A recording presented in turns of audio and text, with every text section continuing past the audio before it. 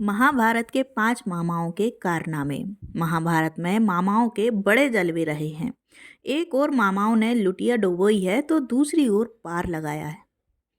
महाभारत में जब मामा श्री की बात होती है तो सबसे पहले शकुनी का नाम ही सामने आता है। लेकिन आपको जानकर हैरानी होगी कि शकुनी के अलावा भी ऐसे कई मामा थे जिनकी महाभारत में चर्चा होती है। आइए जानते हैं वह 5 मामा कौन से हैं। पहला, कंस मामा। महाभारत और पुराणों में जरासंध की बहुत चर्चा होती है। वह उस काल के सबसे शक्तिशाली जनपद मगध का सम्राट था। जरासंध का दामाद था कंस, जो भगवान श्री कृष्ण के मामा थे। कंस ने अपने पिता उग्रसेन को राजपद से हटाकर जेल में डाल दिया था और स्वयं सूरसेन जनपद का राजा बन बैठा था। सूरसेन जनपद के अंतर्गत ही मथुरा आता है। कंस के काका सूरसेन का मथुरा पर राज था। कंस ने मथुरा को भी अपने शासन के अधीन कर लिया था और वह प्रजा को अनेक प्रकार से पीड़ित करने लगा था। श्री कृष्ण की बुआ के बेटे शिशुपाल का झुकाव भी कंस की ओर था। कंस अपने पूर्व जन्म में कालनेमी नामक असुर था, जिसे भगवान विष्णु ने मारा था। कंस के बारे में यह भविष्यवाणी कही गई थी कि उसकी बहन देवकी एक ही पुत्र उसे मारेगा। बस इसी भविष्यवाणी के कारण वह दहशत में रहने लगा था। कंस ने अपनी बहन देवकी और जीजा वसुदेव को जेल में डाल दिया था। जेल में देवकी और वसुदेव के जो भी पुत्र होते कंस उनको मार देता था। 8वें पुत्र भगवान श्री कृष्ण जब रात में हुए तो जेल के सभी सैनिक सो गए और दरवाजे किसी चमत्कार से खुल गए। वसुदेव अपने पुत्र श्री कृष्ण को रातों रात ही अपने नंद के घर छोड़कर आ गए, जहां माता यशोदा ने उन्हें पाल पोस कर बड़ा किया। कंस ने श्री कृष्ण को मारने के लिए कई राक्षसों को भेजा, लेकिन उसके सभी उपाय असफल सिद्ध हुए। तब उसने एक बार मल्ल युद्ध का आयोजन रखा और उसमें सभी योद्धाओं के साथ श्री कृष्ण और बलराम को भी आमंत्रित किया। कंस चाहता था कि वह दोनों को यहाँ बुलवाकर अपने योद्धाओं द्वारा दोनों का वध करवा दे, लेकिन ऐसा हुआ नहीं। उस आयोजन में श्री कृष्ण और उनके भाई बलराम ने मिलकर योद्धाओं सहित अपने मामा कंस का वध भी कर दिया और अपने माता पिता को जेल से मुक्त भी कराया था। नंबर 2, शकुनी मामा। गांधारी के भाई और दुर्योधन के मामा शकुनी को कौन नहीं जानता। कौरवों को छल व कपट की राह सिखाने वाले शकुनी उन्हें पांडवों का विनाश करने में पग पग पर मदद करते थे, लेकिन कहते हैं कि उनके मन में कौरवों के लिए केवल बदले की भावना थी। कहते हैं कि भीष्म ने शकुनी की बहन गांधारी का विवाह धृतराष्ट्र से जबरन करवाया था। बाद में धृतराष्ट्र ने गांधारी के पिता और दोनों पुत्र को आजीवन जेल में डाल दिया था। कारागार में उन्हें खाने के लिए केवल एक व्यक्ति का भोजन दिया जाता था। केवल एक व्यक्ति के भोजन से भला सभी का पेट कैसे भरता। यह पूरे परिवार को भूखे मार देने की साजिश थी। राजा सुबाल ने यह निर्णय लिया कि वह यह भोजन केवल उनके सबसे छोटे पुत्र को ही दिया जाए, ताकि उनके परिवार में से कोई तो जीवित रह सके। यह भोजन शकुनी को मिलता था। एक एक कर सभी मरने लगे। मृत्यु से पहले सुबाल ने धृतराष्ट्र से शकुनी को छोड़ने की विनती की, जो धृतराष्ट्र ने मान ली थी। शकुनी के सामने ही उसके माता पिता और भाई भूख के मारे मर गए। शकुनी के दिमाग में यह बात घर कर गई थी। जेल से बाहर आने के बाद शकुनी के पास 2 विकल्प थे, अपने देश वापस लौट जाएं या फिर हस्तिनापुर में ही रहकर अपना राज देखें। शकुनी ने हस्तिनापुर में ही रहना तय किया। धीरे धीरे शकुनी ने हस्तिनापुर में सबका विश्वास जीत लिया और 100 कौरवों का अभिभावक बन बैठा। अपने विश्वासपूर्ण कार्यों के चलते दुर्योधन ने शकुनी को अपना मंत्री नियुक्त कर लिया। फिर धीरे धीरे शकुनी ने दुर्योधन को अपनी बुद्धि के मुंह पास में बांध लिया। शकुनी ने न केवल दुर्योधन को युधिष्ठिर के खिलाफ भड़काया, बल्कि महाभारत के युद्ध की नींव भी रखी। शकुनी की युक्ति के ही चलते जुआ खेला गया था और उसके छलपूर्ण पासे के चलते ही पांडव अपना सब कुछ हार बैठे थे। शकुनी ने ही पांडवों को मरवाने के लिए लक्षाग्रह की योजना बनाई थी। शकुनी के एक नहीं कई कारनामे हैं। शकुनी जितनी नफरत कौरवों से करता था उतनी ही पांडवों से, क्योंकि उसे दोनों की ओर से दुख मिला था। पांडवों को शकुनी ने अनेक कष्ट दिए। भीम ने इसे अनेक अवसरों पर परेशान किया। महाभारत युद्ध में सहदेव ने शकुनी का इसके पुत्र सहित वध कर दिया था। नंबर 3, शल्य मामा।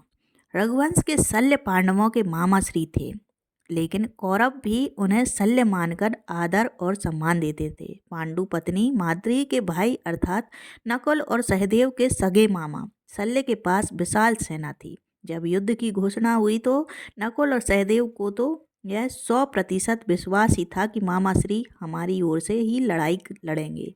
एक दिन शल्य अपने भांजों से मिलने के लिए अपनी सेना सहित हस्तिनापुर के लिए निकले। रास्ते में जहाँ भी उन्होंने और उनकी सेना ने पड़ाव डाला, वहाँ पर उनके रहने पीने और खाने की उन्हें भरपूर व्यवस्था मिली। यह व्यवस्था देखकर वे प्रसन्न हुए। वे मन ही मन युधिष्ठिर को धन्यवाद देने लगे। हस्तिनापुर के पास पहुँचने पर उन्होंने बृहद विश्राम स्थल देखे और सेना के लिए भोजन की उत्तम व्यवस्था देखी। यह देखकर शल्य ने पूछा, युधिष्ठिर के किन कर्मचारियों ने यह उत्तम व्यवस्था की है? उन्हें सामने ले आओ, मैं उन्हें पुरस्कार देना चाहता हूँ। यह सुनकर छुपा हुआ दुर्योधन सामने प्रकट हुआ और हाथ जोड़कर कहने लगा, मामा श्री, यह सभी व्यवस्था मैंने आपके लिए की है ताकि आपको किसी भी प्रकार का कष्ट ना हो। यह सुनकर शल्य के मन में दुर्योधन के लिए प्रेम उमड़ आया और भावना में बहकर कहा, मांगो, आज तुम मुझसे कुछ भी मांग सकते हो, तो मैं तुम्हारी इस सेवा से अति प्रसन्न हुआ हूँ। यह सुनकर दुर्योधन ने कहा, आप सेना के साथ युद्ध में मेरा साथ दें और मेरी सेना का संचालन करें। यह सुनकर शल्य कुछ देर के लिए चुप रह गए, चूँकि वे वचन से बंधे हुए थे। अतः उन्होंने दुर्योधन का यह प्रस्ताव स्वीकार करना पड़ा, लेकिन शर्त यह रखी कि युद्ध में पूरा साथ दूंगा, जो बोलोगे वह करूंगा, परंतु मेरी जुबान पर मेरा ही अधिकार होगा। दुर्योधन को इस शर्त में कोई खास बात नजर नहीं आई। शल्य बहुत बड़े रथी थे। रथी अर्थात रथ चलाने वाले। उन्हें कर्ण का सारथी बनाया गया था। वे अपनी जुबान से कर्ण को हतोत्साहित करते रहते थे। यही नहीं, प्रतिदिन के युद्ध समाप्ति के बाद वे जब शिविर में होते थे तब भी कौरवों को हतोत्साहित करने का कार्य करते रहते थे। नंबर 4, कृपाचार्य। कृपाचार्य चिरंजीवी हैं, अर्थात वे अभी भी जीवित हैं। गौतम ऋषि के पुत्र शरद्वान और शरद्वान के पुत्र कृपाचार्य महाभारत युद्ध में कौरवों की ओर से लड़े थे और वह जिंदा बच गए।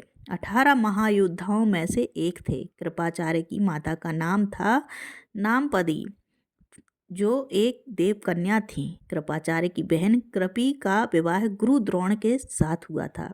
कृपी का पुत्र का नाम था अश्वत्थामा, अर्थात अश्वत्थामा के वे मामा श्री थे। मामा और भांजे की जोड़ी ने युद्ध में कोहराम मचा दिया था। कृप भी धनुर्विद्या में अपने पिता के समान ही पारंगत हुए। भीष्म ने इन्हीं कृप को पांडवों और कौरवों की शिक्षा दीक्षा के लिए नियुक्त किया और वे कृपाचार्य के नाम से विख्यात हुए। कुरुक्षेत्र के युद्ध में ये कौरवों के साथ थे और कौरवों के नष्ट हो जाने पर ये पांडवों के पास आ गए। बाद में इन्होंने परीक्षित को अस्त्र विद्या सिखाई। युद्ध में कर्ण के वधोपरांत उन्होंने दुर्योधन को बहुत समझाया कि उसे पांडवों से संधि कर लेनी चाहिए, किंतु दुर्योधन ने अपने किए हुए अन्यायों को याद कर कहा कि ना पांडव इन बातों को भूल सकते हैं और ना उसे क्षमा कर सकते हैं। युद्ध में मारे जाने के सिवा अब कोई भी चारा उसके लिए शेष नहीं है। युद्ध में द्रोणाचार्य, कृपाचार्य और अश्वत्थामा तीनों ही भयंकर योद्धा था। तीनों ही अपने युद्ध कौशल के बल पर पांडवों की सेना का संहार कर दिए थे। महाभारत के युद्ध में अर्जुन और कृपाचार्य के बीच भयानक युद्ध हुआ। जब अश्वत्थामा द्रौपदी के सोते हुए पांचों पुत्रों का वध कर देते हैं, तब गांधारी कृपाचार्य से कहती हैं कि अश्वत्थामा ने जो पाप किया है, उस पाप के भागीदार आप भी हैं। आप चाहते तो उसे ऐसा करने से रोक सकते थे। आपने अश्वत्थामा का साथ दिया। आप हमारे कुलगुरु हैं। आप धर्म और अधर्म को अच्छी तरह समझते हैं। आपने यह पाप क्यों होने दिया? कृपाचार्य को इस बात का पछतावा भी हुआ। नंबर 5, श्री कृष्ण मामा। भगवान श्री कृष्ण अर्जुन पुत्र अभिमन्यु के मामा थे। वे सब कुछ जानते थे, फिर भी उन्होंने अभिमन्यु को चक्रव्यूह तोड़ने के लिए क्यों भेजा? अभिमन्यु के चक्रव्यूह में जाने के बाद उन्हें चारों ओर से घेर लिया गया। घेर कर उनकी जयद्रथ सहित 7 योद्धाओं द्वारा निर्मम तरीके से हत्या कर दी गई, जो कि युद्ध के नियमों के विरुद्ध था। कहते हैं कि श्री कृष्ण यही चाहते थे। जब नियम एक बार एक पक्ष तोड़ देता है, तो दूसरे पक्ष को भी इसे तोड़ने का मौका मिलता है। भगवान श्री कृष्ण ही थे जिनके कारण दुर्योधन की जंघा कमजोर रह गई। कर्ण का कवच कुंडल नहीं रहा। बर्बरीक का शीश कट गया। कर्ण का एकमात्र अमोघ अस्त्री उन्हीं की चाल से घटोत्कच पर चल गया। उन्हीं की चाल के चलते ही भीष्म, द्रोण और जयद्रथ का वध हुआ। महाभारत के युद्ध में जो कुछ भी हुआ, वह श्री कृष्ण की इच्छा से ही हुआ। इस तरह हमने देखा कि उपरोक्त 5 मामाओं के कारनामे के कारण ही महाभारत का संपूर्ण कथाक्रम रचा गया। हाँ, एक और मामा थे जिनका नाम धृष्टद्युम्न था। यह द्रौपदी के भाई और द्रौपदी के पुत्रों के मामा थे। द्रोण के हाथों द्रुपद अपने 3 पौत्रों तथा विराट सहित मारे गए। तब भीम ने आकर धृष्टद्युम्न को युद्ध के लिए प्रोत्साहित किया तथा दोनों द्रोण की सेना में घुस गए। श्री कृष्ण की प्रेरणा से पांडवों ने द्रोण तक यह झूठा समाचार पहुंचाया कि अश्वत्थामा मारा गया है। फलस्वरूप द्रोण ने अस्त्र शस्त्र त्याग दिए। अवसर का लाभ उठाकर धृष्टद्युम्न ने द्रोण के बाल पकड़कर उनका सिर काट डाला था, लेकिन यह धृष्टद्युम्न अंत में अपने भांजे को नहीं बचा पाया था, क्योंकि अश्वत्थामा ने धृष्टद्युम्न का वध कर दिया था। तो दोस्तों, आपको यह कहानी कैसी लगी, कृपया कमेंट करके ज़रूर बताएं। वीडियो पसंद आया हो तो लाइक करें, चैनल को सब्सक्राइब करना ना भूलें। धन्यवाद। जय श्री कृष्ण। जय श्री कृष्ण।